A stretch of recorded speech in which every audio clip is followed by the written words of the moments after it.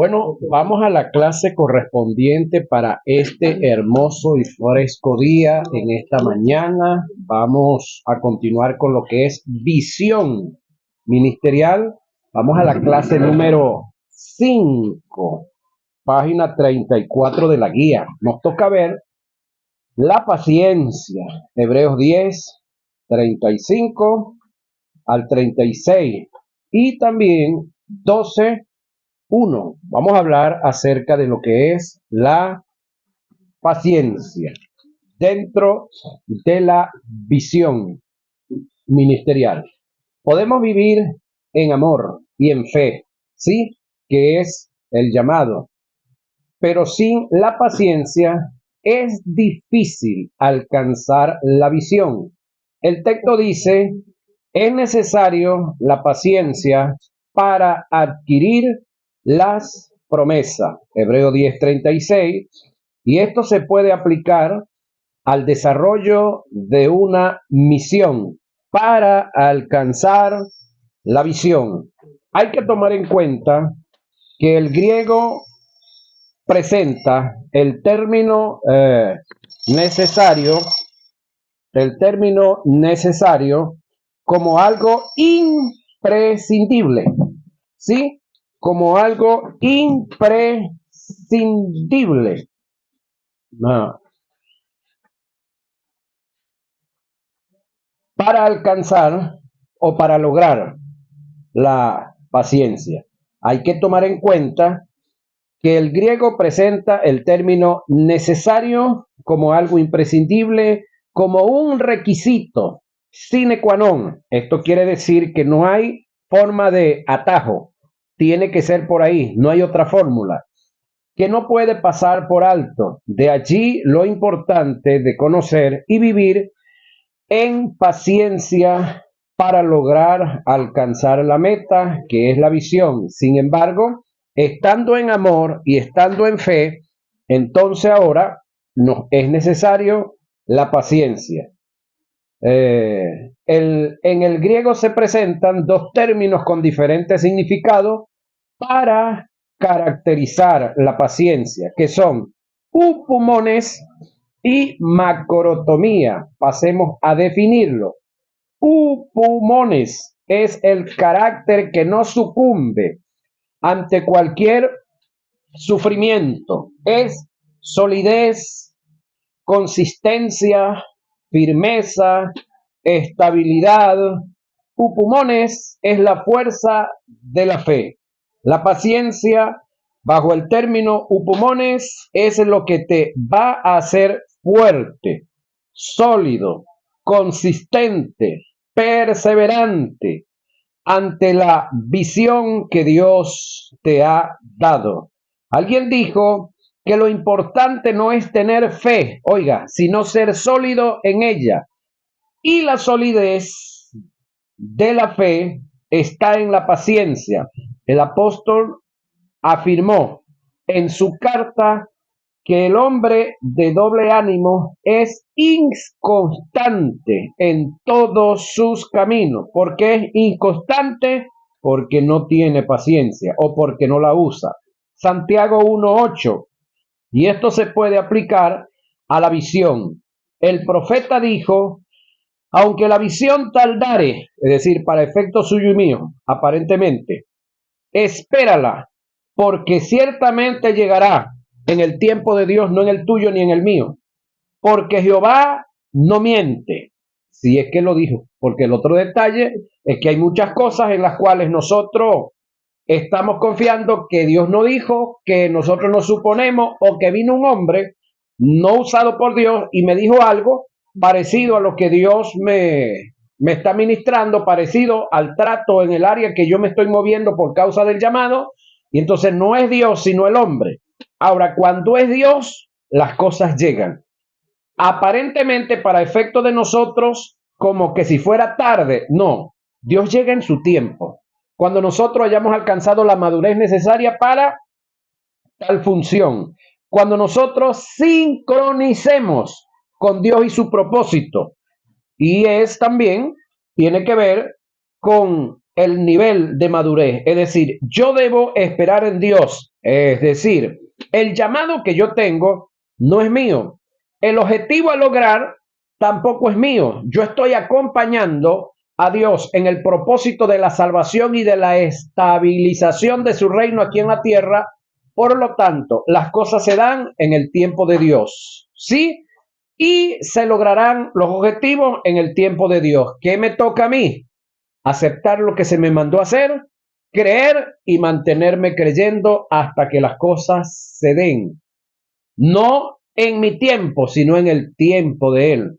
Porque en el tiempo de nosotros podemos tratar de adelantar las cosas.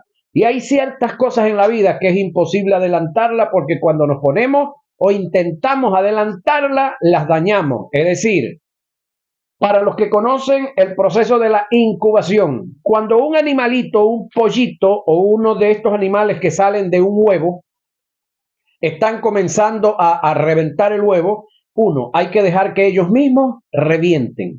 Porque si usted se pone a ayudarlo, entonces daña ese proceso. Cuando una semilla está germinando, usted tiene que esperar que ella sola rompa, salga arriba. Usted y yo no debemos, podemos, pero no debemos ayudarle a levantar la tierra o ayudarle a levantar la cáscara, porque vamos a dañar el proceso. Ese es un proceso biológico que tiene que darse en su tiempo, de acuerdo a cada una de las especies. El profeta dijo, aunque la visión tardare, pero eso es para efecto suyo y el mío, espérala, porque ciertamente llegará, porque Jehová no miente. Reitero, siempre y cuando él lo haya dicho. Habacuc 2:3. Mantén en tu espíritu la visión que Dios te ha dado. No la abortes. Paso a paso la vas a alcanzar. En la mayoría de los casos, lo que Dios nos llamó a hacer no se va a dar de la noche a la mañana. Tiene su tiempo y su proceso. Hay que ser constante o consciente en lo que Dios nos encomendó. Nunca olvides esta verdad. La gota no quiebra la piedra por la fuerza que tiene, sino por lo consistente que es. El ser consistente es una de las virtudes más grandes y poderosas que tiene un visionario para alcanzar la visión. El escritor de los Hebreos dice, corramos la carrera de la fe, sí, con paciencia. Hebreos 12:1. Macrotomía de Hebreos 5:7 y 6:5. La macrotomía es un término compuesto que significa grande en temperamento, es decir, macro, grande, tomía, temperamento. La macrotomía es la habilidad de ser elástico. Te estiran y vuelves a tu lugar. Sabes quién eres. Puedes y tienes. Nadie te saca de quicio o del lugar. Cuando unimos los dos términos, upomones y macrotomía, según sus características y valores, podemos entender y definir la paciencia como la habilidad que se tiene de alcanzar y permanecer en el tiempo de Dios. En Dios no es bueno que te atrases, pero tampoco es bueno que te adelantes. El factor tiempo es muy determinante para alcanzar la visión. Para poder entender el por qué el factor tiempo es determinante para alcanzar la visión, vamos a definir y caracterizar el término tiempo del griego cronos y kairo. Y ya vamos para eso. Permiso por aquí. Cronos y kairo. Muchos se lo saben, ¿sí? Pero una cosa es saberlo y otra cosa es vivirlo. Dos cositas muy importantes. Cronos, de donde se deriva el término cronología. El cronos es lo que denota un lapso de tiempo, sea largo o corto, y que se especifica en segundos, minutos, horas, días, semanas, meses, años, quinquenios, decenios, milenios y por ahí siga contando. Hechos 1:7. Sí, eso es crono, es el tiempo de nosotros los seres humanos, es donde se puede medir el tiempo en todas estas etapas que acabamos de expresar. Kairos es un estado de tiempo que Dios ha designado en su perfecta voluntad dentro del tiempo de los hombres, es decir, el crono, para llevar a cabo el objetivo que se ha propuesto, en este caso Dios. Cuando hablamos del tiempo de Dios, es decir, del Cairo, nos referimos a aquella oportunidad que Dios nos da en un momento y en una ocasión específica y determinante para llevar a cabo en nosotros su perfecta voluntad y que por ende no la debemos desperdiciar ni pasar por alto. El Cairo es el tiempo de Dios dentro del tiempo de los hombres. Esto está revelado en el libro de los Hechos, capítulo 1, verso 6 al 7. En este pasaje, los discípulos le preguntaron a Jesús: Señor, ¿restaurarás el reino a Israel en este tiempo? Jesús le dijo: no os toca a vosotros saber los tiempos o las sazones que el Padre puso en su sola potestad. Es decir, esto lo reservó Dios única y exclusivamente para Él. No les toca a ustedes saberlo. Dejen el desespero, el objetivo en el cual ustedes están analizando y pensando, están los planes de Dios y Dios en su sola potestad lo ha establecido. Y luego les dice cuál es el trabajo de ellos, ¿sí? Que no era este.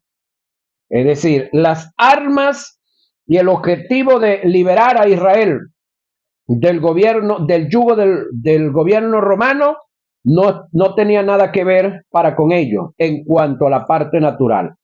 El término tiempo que utilizaron los discípulos para hacer la pregunta es cronos, mientras que Jesús en su respuesta utilizó tanto el cronos como el kairo, que se tradujo sazones en nuestras versiones. En la conjunción de estos dos términos, lo que Jesús quiso expresar fue lo siguiente: no les toca a ustedes saber cuándo mi Padre en su tiempo, kairos, dentro del tiempo de los hombres, crono, de los hombres, restaurará el reino de Israel, porque solo el Padre tiene la potestad de conocer tal acontecimiento.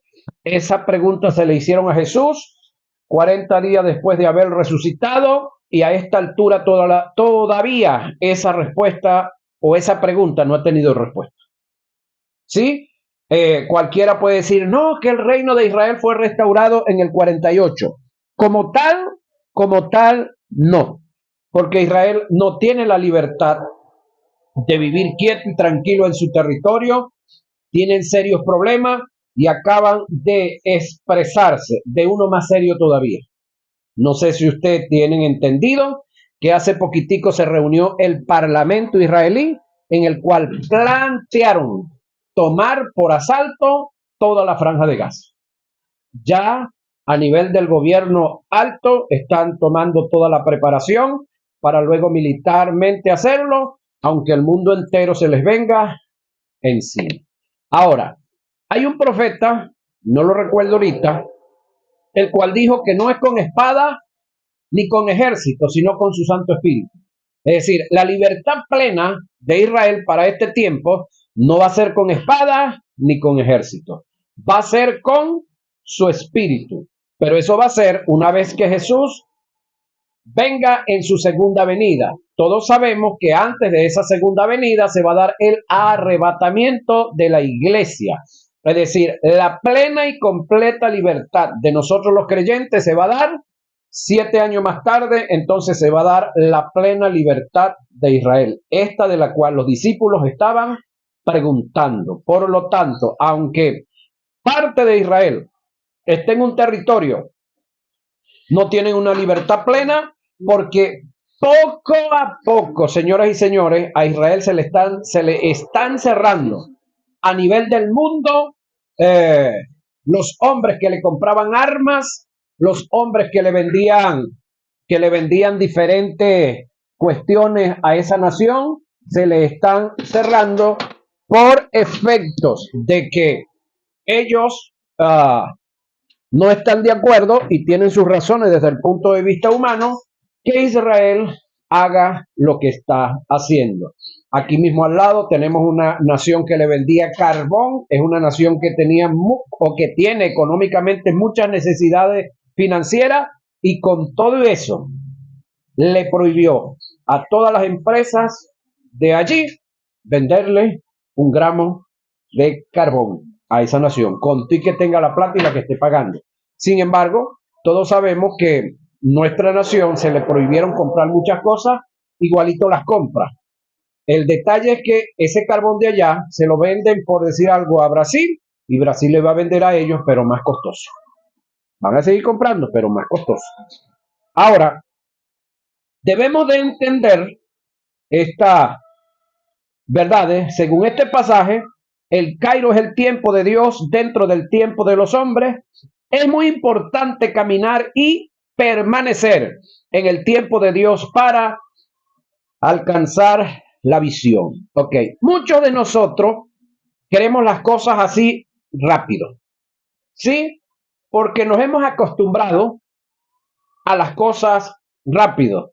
Dichoso, en este caso, los campesinos, que son los hombres que disfrutan de la mejor paciencia y que siembran una cosecha, y ellos tienen más o menos calculado el tiempo en el que van a recoger esa cosecha y pacientemente esperan hasta que la cosecha se dio. Si por alguna circunstancia se retrasa o a veces se adelanta, cuestiones de clima, cuestiones de lluvia, sencillamente ya lo aceptan, se involucran. Si por alguna circunstancia se le quemó toda la cosecha, pues ¿qué queda? Volver a sembrar. Se le soltaron los animales al vecino y se le metieron y les guasaron todo. Bueno, una peleadita con el vecino, pero a volver a sembrar, porque hay que continuar. Ahora, en la vida cristiana o en cuanto a lo concerniente del Evangelio, para con nosotros, para con nuestra familia y para los que estamos pastoreando de alguna u otra manera, tenemos también que armarnos similares a estos campesinos, que de repente no se dio bien en una cosecha, le atribuimos al clima, le atribuimos al tipo de semilla, pero a veces no es esa, sino que no abonamos a tiempo o no quitamos el monte a tiempo. Permiso. Pasa o suele suceder que no hicimos el mantenimiento a tiempo, es decir, nos atrasamos.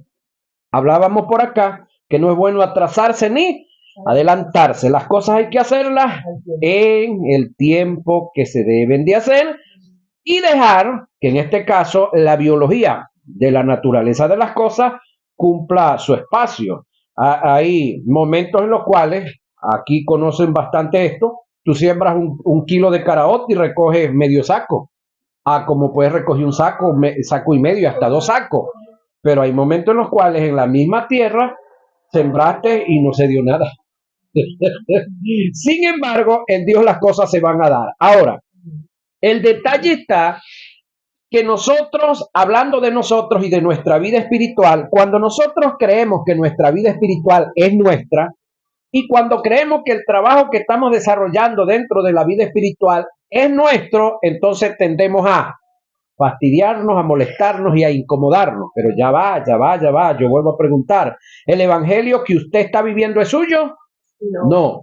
El evangelio que usted le predica a sus familiares es suyo. No. La vida espiritual de los que están en su entorno es suya. No. Y entonces, ¿por qué nos preocupamos excesivamente? Entonces, ¿qué es lo que nos corresponde? Demos la palabra, sembremos la palabra y esperemos con pulmones. ¿Sí? Paciencia. Que yo le predico y él se pone más rebelde. Tranquilo. Siga predicando, siga viviendo el evangelio y paciencia. Es decir, ese hombre o esa mujer espiritualmente no es suyo. Usted y yo, ¿qué podemos hacer? Después de predicar la palabra, ¿qué podemos hacer? Nada. Paciencia. No hay otra cosa que hacer. Pacientemente esperé a Jehová, dijo por allá, creo que el salmista. Leyendo uno de los libros del Durman, aprendí y capté con mayor fuerza este principio. Rick Durman le preguntó a Dios, oiga esto, si tú para lograr un objetivo en un hombre necesitas que en él haya fe y disposición, ¿por qué lograste hacer en Jonás lo que lograste hacer? Si en Jonás no hubo fe ni disposición, Dios le contestó, en un hombre debe haber tres factores que determinan el que pueda llevar a cabo mi voluntad. El hombre debe estar seguro que fue llamado a hacerlo, lo que está haciendo. En primer lugar, el hombre debe estar seguro que está en el lugar donde yo lo quiero. El hombre debe estar seguro que está en mi tiempo para lo que yo quiero hacer. Jonás fue el hombre que yo escogí para lo que estaba haciendo. Jonás estaba en el lugar apropiado donde yo lo quería. Jonás estaba en mi tiempo preciso y oportuno para lo que yo designé hacer con Nínive. Esto indica que tú puedes ser el hombre escogido por Dios, ¿sí? Para la visión y estar en el tiempo. Pero si no estás en el lugar, vas a fracasar. Por igual indica que tú puedes ser el hombre escogido, estar en el lugar apropiado, pero si no estás en el tiempo, vas a fracasar. Como nunca habrá un lugar, nunca habrá un tiempo si Dios no te escogió. Concluyó diciendo que todas las cosas en Dios tienen su tiempo.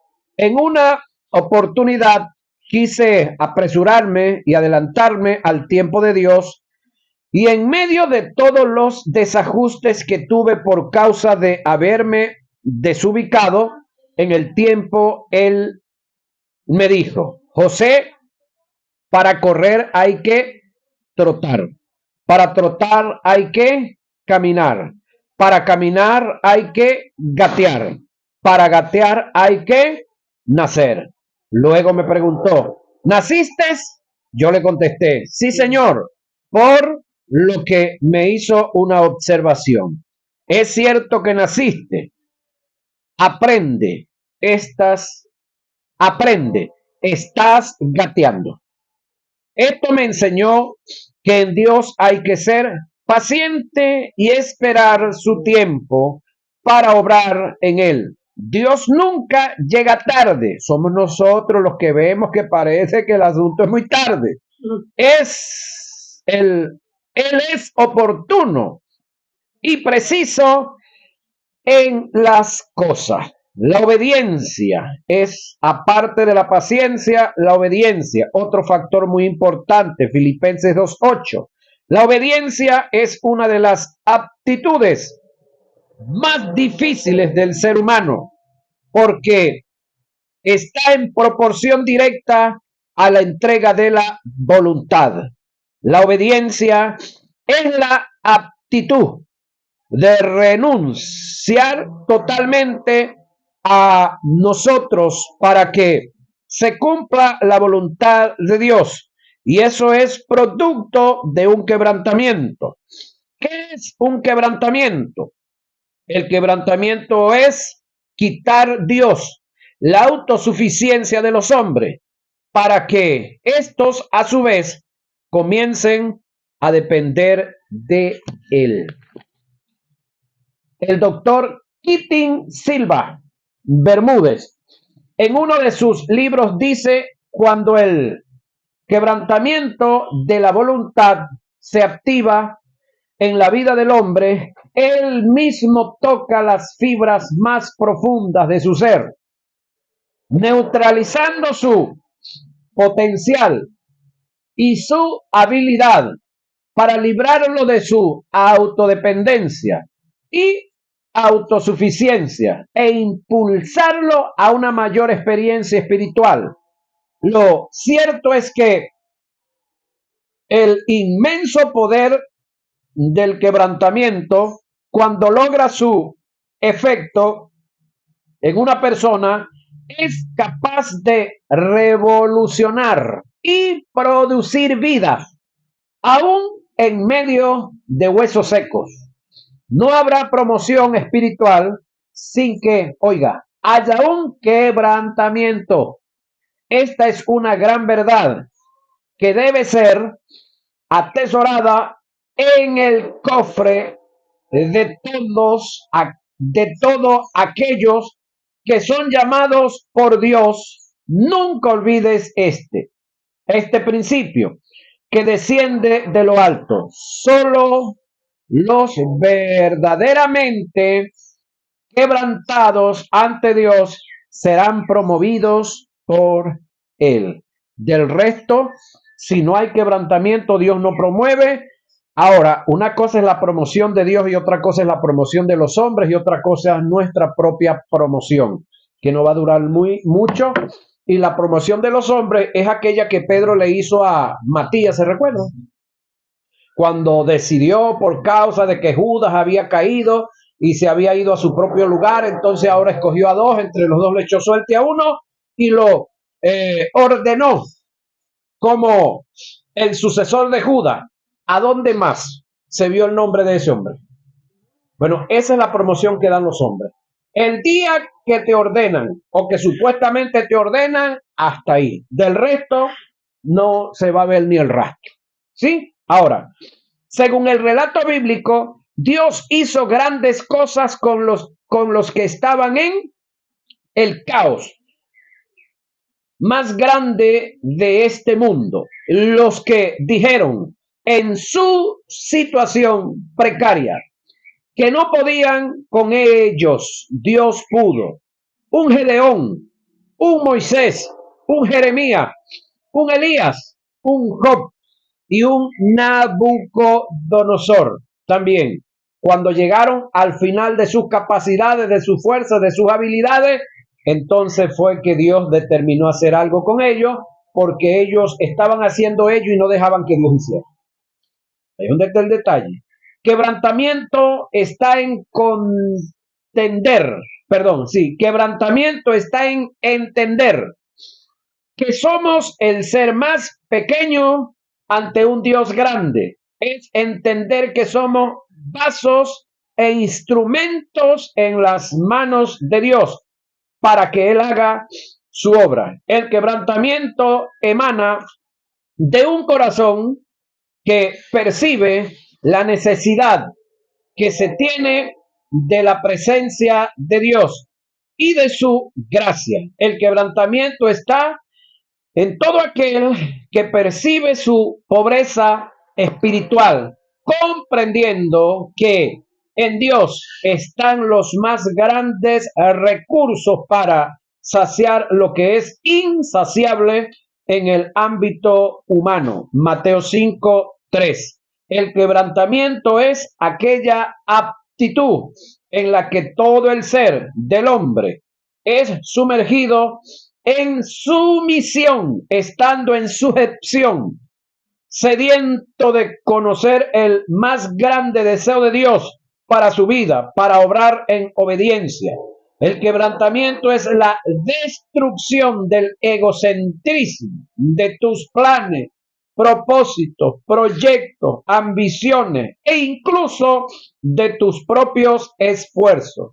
El quebrantamiento es el acto de desmoronarte, segmentarte, desarmarte, inutilizarte, a fin de que todo tu ser pueda morir y Cristo pueda vivir en ti. Gálatas 2:20, Eclesiastés 10:2. Jesús enseñó y vivió este principio. Él dijo, de cierto os digo, que si el grano de trigo no cae en la tierra y muere, quedará solo, pero si muere, llevará mucho fruto. Juan 12:24. En esta alegoría que Jesús presenta, relaciona la cáscara como el alma no santificada, que contiene la voluntad, que está viciada y dominada por el pecado y adquirió tal autonomía y despliegue que es prácticamente infranqueable para el espíritu renacido. La vida está dentro de la cáscara, que es la semilla, hasta que ésta no sea quebrajada, no germinará y por ende no habrá fruto. Como verdad paralela, la Biblia habla del ungüento de nardo puro que está dentro de un frasco de alabastro. Juan 12:3. Las escrituras usan intencionalmente el adjetivo puro para hacer referencia al perfume. Este es un ungüento de nardo perfumado que puede representar al espíritu renacido. No obstante, a menos que el frasco de alabastro fuera quebrado, el ungüento de nardo puro no podía ser liberado.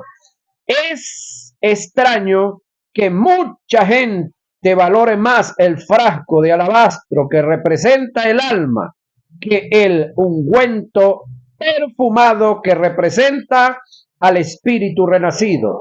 De la misma manera, muchos piensan que la vida llevada por su hombre exterior es más valioso que la vida que Dios puede desarrollar a cabo en el hombre interior, que ha logrado tener una libertad en el proceso del quebrantamiento. El quebrantamiento del hombre exterior, alma, es llevado a cabo por el Señor para lograr la liberación del espíritu renacido. La única obra que Dios aprueba es la obra que se realiza por el espíritu renacido, y el espíritu puede tener perfecta libertad de acción al ser quebrantado el hombre exterior, es decir, el alma, que tiene relación con el alma. Sin el quebrantamiento, prácticamente no somos aptos para realizar ninguna tarea. Todo entusiasmo, celo, clamor e inclusive nuestros más grandes deseos son vanos ante Dios si tu procedencia no emana de la obediencia. Como resultado de un quebrantamiento, el quebrantamiento es fundamental, ya que es la única manera que uno llegue a ser un vaso útil para el Señor. Entre toda la gente del mundo, en relación a los que tienen la vida del Señor, encontramos dos condiciones de vida. En uno, la vida se encuentra atada, circunscrita y aprisionada por un alma que no está quebrantada, pero en otro, el Señor ha abierto una brecha por el proceso del quebrantamiento y la vida que está en el espíritu renacido ha podido brotar. pero hay algunos que están reventando apenas la cáscara y no han salido todavía. Hay que dejarlos que revienten la cáscara ellos mismos, porque no podemos ayudarlos. Permiso. Es parte de las batallas que nosotros, como creyentes y como ministros, tenemos que librar. Ahora usted se va a dar cuenta el por qué tiene usted conocidos por ahí que quieren, que intentan, pero no logran hacerlo. Tienen que reventar la concha. Tienen que morir a su yo, a sus caprichos, a sus pasiones, a sus gustos y deseos.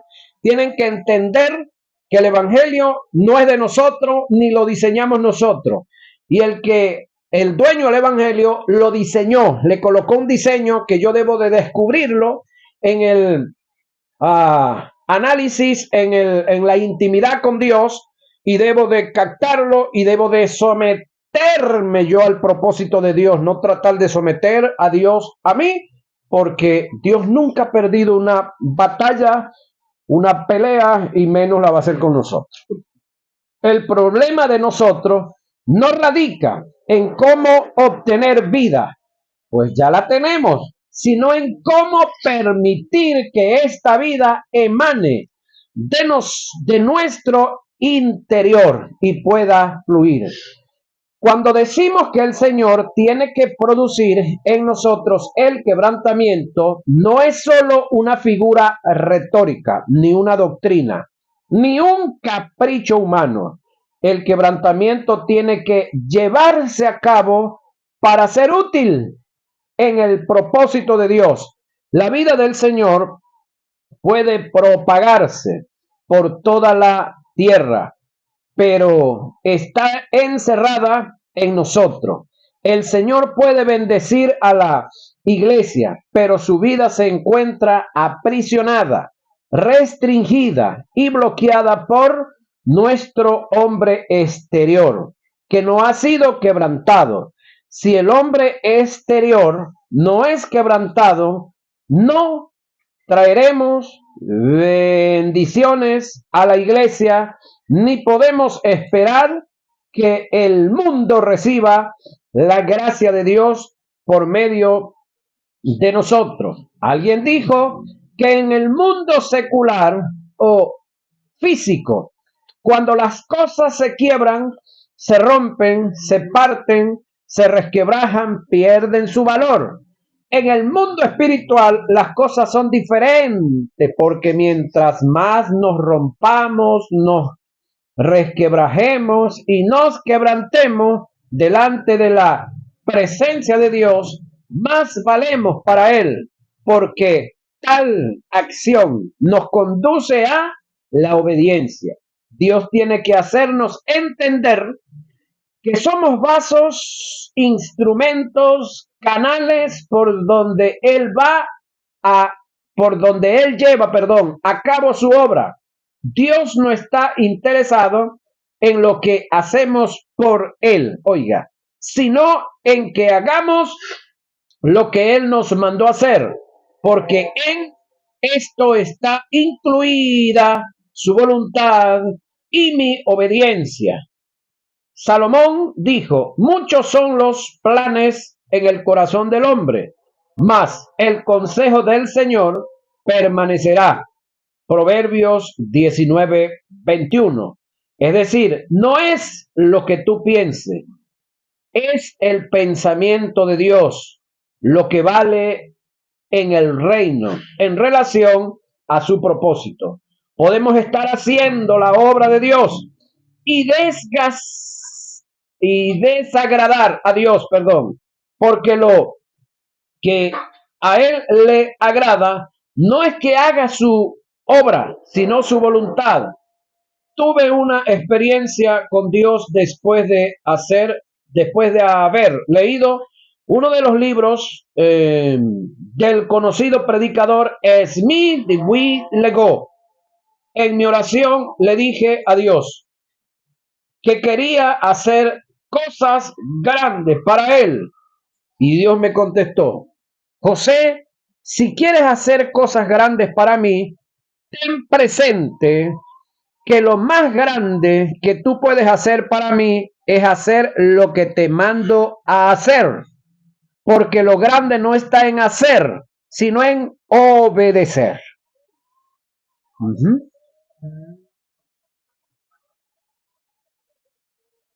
Lo grande no está en lo que hagamos, sino en hacer lo que Él nos mandó a hacer.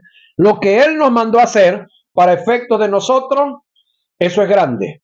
Pero el que nosotros hagamos, porque queremos agradar no sé a quién, eso aparte de desagradar a Dios, no es grande. Porque es que, voy otra vez, el evangelio no es mío, la salvación no depende de mí, el perfeccionarse de los hombres y de las mujeres no depende de mí, hacer crecer una iglesia no depende de mí, todo depende de Él. Porque es que hacer grande a una congregación es una cosa y trabajar en la multiplicación de ella es otra cosa. La multiplicación tiene que ver con la cantidad de personas que hayan en un lugar, y hacer grande a una persona tiene que ver, o a una iglesia tiene que ver con darle el conocimiento de Dios. Una vez que el hombre y la mujer se abraza al conocimiento de Dios, se abraza al propósito de Dios, es grande. Así no sean muchos, ¿sí? Entonces, pude entender por el Espíritu lo que Samuel le quiso decir al rey Saúl cuando le expresó: se agrada más Jehová de la obediencia que de los muchos sacrificios, y el que se le preste atención a su palabra que la grosura de muchos carneros. ¿Sí? Lo importante no es hacer la obra de Dios, sino su voluntad. Podemos estar haciendo cosas buenas y desagradar a Dios, porque a Dios no le agrada nada de lo que tú hagas, así sea bueno, si Él no te lo mandó hacer. Cuando enseño lo que es tentación, explico que tentación no es solo lo malo que Satanás te presenta, sino todo aquello que Él te presenta, sea malo o sea bueno, con el fin de sacarte de la voluntad de Dios. Por eso lo importante no es hacer la obra de Dios, sino hacer la voluntad de Dios. Satanás puede usar la obra de Dios para sacarte de la voluntad de Dios. Y en esto está el engaño. Cuando analizamos a Satanás como engañador, describimos que el engaño es la sutileza que Satanás tiene para presentarte una gran mentira como también una gran verdad, para sacarte de la voluntad de Dios. Satanás es tan sutil para engañar que utilizó la palabra de Dios para presentar una tentación. Lo hizo con Jesús. Su objetivo era sacarlo de la voluntad de Dios, utilizando la verdad, la palabra. Por eso debemos estar claros con lo que estamos haciendo. Como ministros, si lo que estamos emprendiendo es ordenado por Dios o es un instinto de nuestra voluntad o una oportunidad que se nos presentó. Jesús dijo en Lucas 17:10 que si hacemos lo que Dios nos mandó a hacer, somos siervos inútiles. ¿Cómo será si no hacemos lo que Dios nos mandó a hacer o si hacemos lo que no nos mandó a hacer? Alguien dijo que si pasamos más tiempo con el Señor de la obra, seremos más eficaces en la obra del Señor. Muchas veces entramos en un afán por la obra como producto de la preocupación y nos olvidamos del Señor de la obra. Dios me dijo un día que no me preocupara por su obra, que me ocupara de su obra.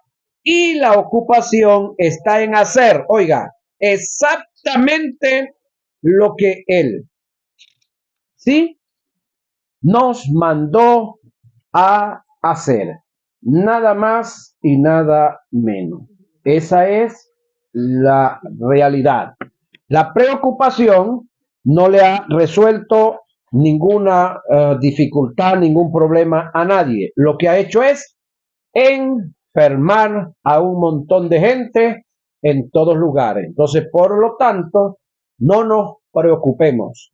Sencillamente, ocupémonos de hacer lo que se nos llamó a hacer, lo que está en nuestro alcance. Lo que no está en nuestro alcance, no debemos de extralimitarnos, ¿sí? Cuando Dios nos manda a hacer algo y estamos en el tiempo de hacerlo, Él nos va a proveer todos los medios para llevar a cabo y para hacer lo que Él nos mandó a hacer. Bendiciones.